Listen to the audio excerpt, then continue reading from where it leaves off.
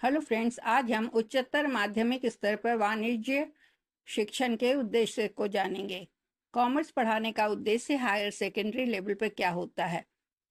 उच्चतर माध्यमिक स्तर पर वाणिज्य शिक्षण का उद्देश्य विद्यार्थियों को व्यापार, अर्थव्यवस्था और उद्योग से संबंधित मूलभूत ज्ञान, कौशल और दृष्टिकोण प्रदान करना है।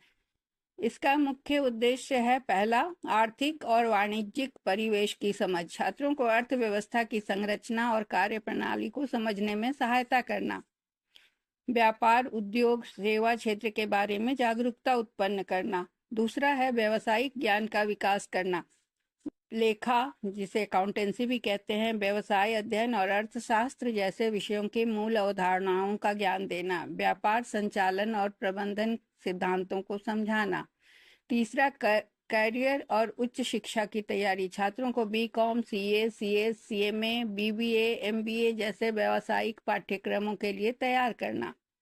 स्वरोजगार, उद्यमिता और प्रारंभिक स्तर की नौकरियों के लिए आवश्यक कौशल प्रदान करना।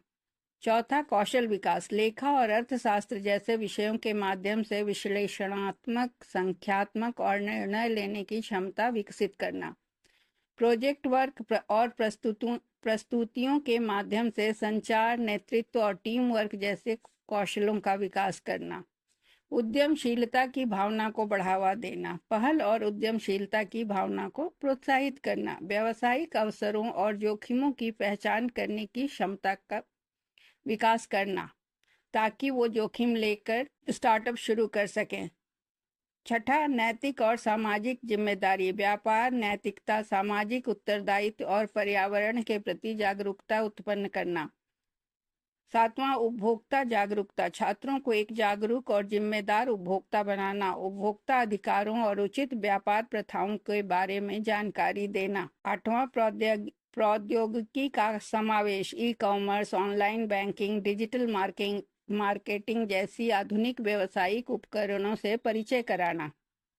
ये सारे कॉमर्स के उद्देश्य हैं उच्चतर माध्यमिक स्तर पर। ऐसे भी कॉमर्स की पढ़ाई उच्चतर माध्यमिक स्तर पर ही होती है, हालांकि अब 9th 10th में भी बिजनेस स्टडीज को लाया गया है।